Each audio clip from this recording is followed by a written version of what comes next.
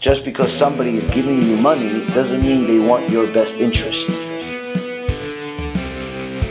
Christians United for Israel was founded in February of 2006 in San Antonio, Texas, with 400 of America's foremost evangelical leaders. Christians United for Israel is now the largest pro-Israel organization in America, with 3.5 million members from every state in the Union. Our objectives are to be bold and relentless defenders of Israel and the Jewish people. Our objective is to combat anti-Semitism in every word and deed. Just like Esav soneh Yaakov, in Halacha, it says that Esav hates Yaakov. Esav hates Yaakov. What does it mean Esav hates Yaakov? There's a bunch of Christians in Texas that are the biggest donors in the world to Eretz Israel. More than the Jewish community. There are over 70 million evangelical Christians in the United States. Over 70 million. Talking about almost 30% of the population of America. 25%. Over 70 million evangelical Christians. Many of them are in Texas. And the ones in Texas specifically fund multi-million-dollar projects in Eretz Israel. They call themselves Christian Zionists. Christian Zionists. You see them associated constantly with Donald Trump, and you see them constantly associated with different political figures in Israel, Bibi Netanyahu, and the rest of the clowns. It's my honor to welcome my dear friend, the 9th and current Prime Minister of the State of Israel, Benjamin Netanyahu, to our gathering.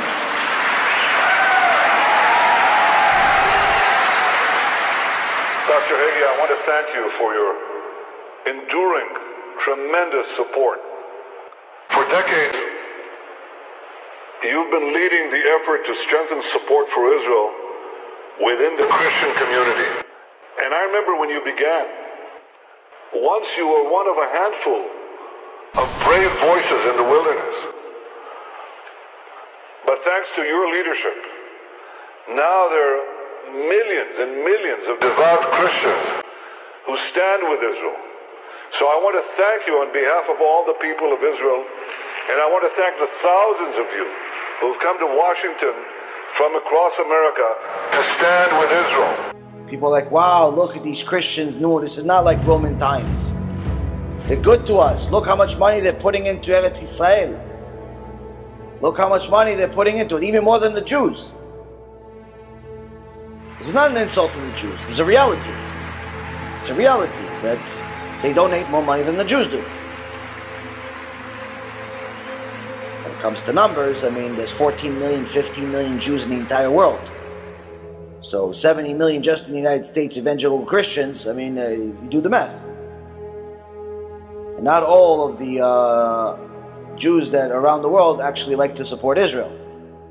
Unfortunately, some large part of them in the United States are anti-Israel. Lefty, liberal, anti-Israel, pro-Palestine.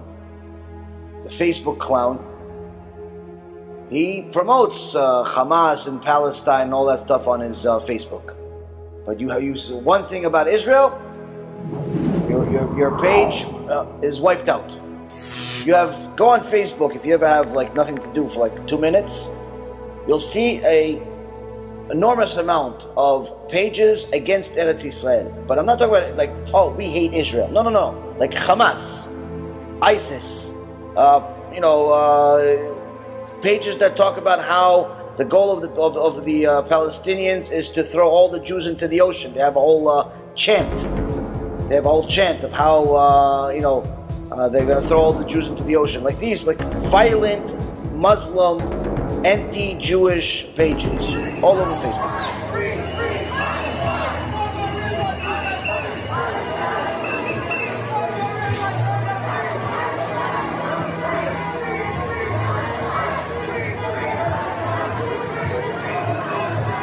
You complain from here until your face turns green. Facebook says no, they don't violate our policies. They don't violate our policies. But you have one tiny little page that says, oh, the Palestinians are terrorists. Oh, the Arabs they just killed a bunch of Jews, they're terrorists, they're this, they'll shut down your account. You're racist, you're this. You say, oh, this homosexuality is against the Torah. Done, finished. Banned from Facebook. Banned from Facebook. Why? Because the leadership is what it is, lefty liberal. We still use whatever tools we can use in order to benefit the public, but we can't deny the truth. The reality is, not all Jews are exactly have their heads screwed on. So, if you live next to Zuckerberg, I wouldn't necessarily say you should become friends with him. Why? It's not exactly the model Jew you want to be friends with. So, a person needs to know that just because a place has an Orthodox shul, it doesn't mean that you're allowed to live there. Just because there are Jews doesn't mean that you're allowed to live there. The person I'm about to talk to you about has been to our community and spoke. She's appeared on our podcast Behind the Bima. And to hear a mother's heartfelt pleas who wants closure, who wants to grieve. Stay away from evangelicals. They endanger Israel because they only care for their own extremist agenda.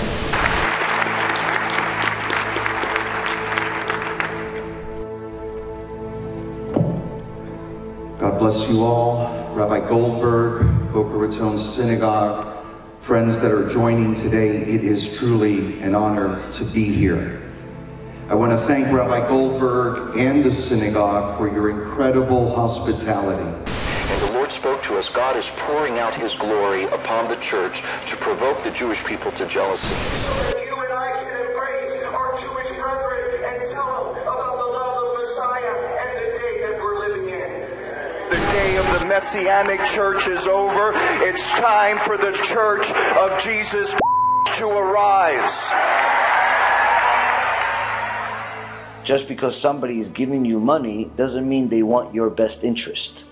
Like, for example, I saw a short documentary that talked about why are the evangelical Christians in the United States and around the world, especially the United States, why do they support Israel so much? And they talk about a couple of main figures within the evangelical Christian world of the United States, of how they have constant trips to Israel and, raise tens of millions of dollars.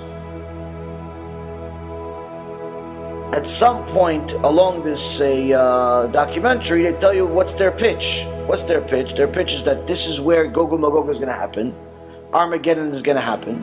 They call it Armageddon. Torah calls it Gog and Magog. They always call stuff different names because they have a false testament. But anyway, they call it Armageddon. And they say it's going to happen at a specific place where they go visit. And all of the born-again idol worshippers are going to be saved. Everything's going to be good. But this land is the Jewish land. But then at some point, I think maybe they didn't think anybody was going to actually pay attention. At some point they tell you, oh, by the way, that 2/3 of the Jews are going to die. Only a few thousand of them are actually going to survive. So why do you support them? Why do you love them so much? You're telling them they're all going to die. Why do they say this? Because it's in their book. That's why anyone that doesn't agree with the halacha that Esav soneh Yaakov is simply someone that doesn't understand what he's dealing with. The New Testament itself says that only 144,000 Jews are going to survive at the end. Which means 99%, according to the Christians, are going to die. So, this is their belief. Just like we believe Torah came from Mount Sinai, this is what they believe. So, why do they go to Eretz Israel? Because they're trying to convert all of them to Christianity. They're trying to convert all of them to Christianity because they believe with their full hearts that they're going to save them. Same thing with the Christians, regardless of whether it's evangelical ones or the Catholics, whatever other types of styles and sizes they have. It's all the same. The number one mission is to convert Jews to Christianity. So only a fool or a blind person that's deaf and stupid too would believe that any believer in the New Testament is your friend, actually wants your best interest.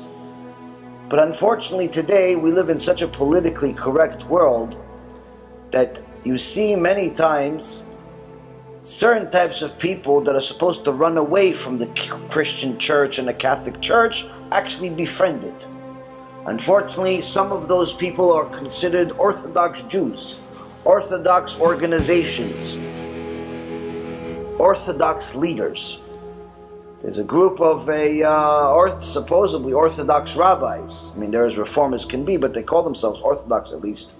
At least they call themselves enough times to fool everybody else to think that they are.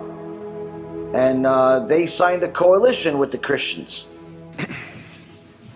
Avinu Shebashamayim, Father in heaven, we come tonight in prayer and thanks.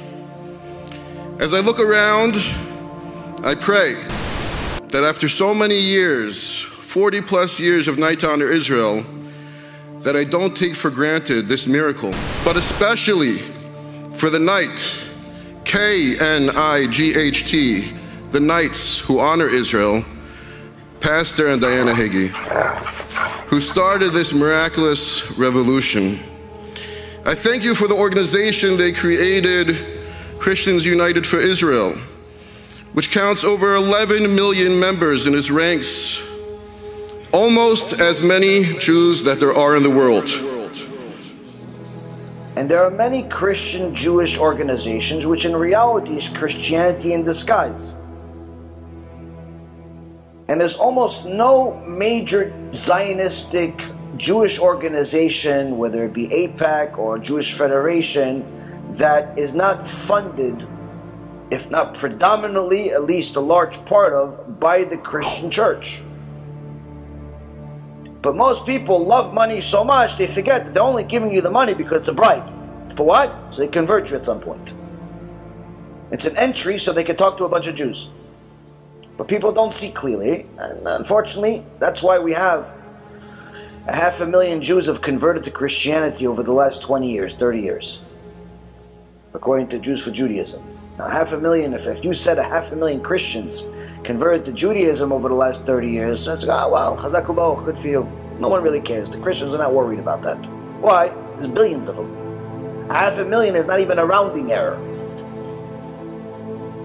But when you say 500,000 Jews converted to Christianity over the last 25 to 30 years, you're talking about 3% of the Jewish population. It's a significant amount. You're continuing this route, Shem Yachem. 30 years ago, there was 3,000 Christians in Eretz Israel. Today, this missionary organization, One for Israel, Yimach Shemam, reported there's over 30,000. So the numbers are staggering and they're against us. But why is this happening? There are two reasons. Number one, we live in a generation of ignorance. People simply do not know anything. They don't know anything about their own heritage. They don't know anything about the Torah itself. They know more about minhagim, the customs, than they know about halacha. That's why the Baalei Musar said that if Shabbat was a minhag, everybody would keep it.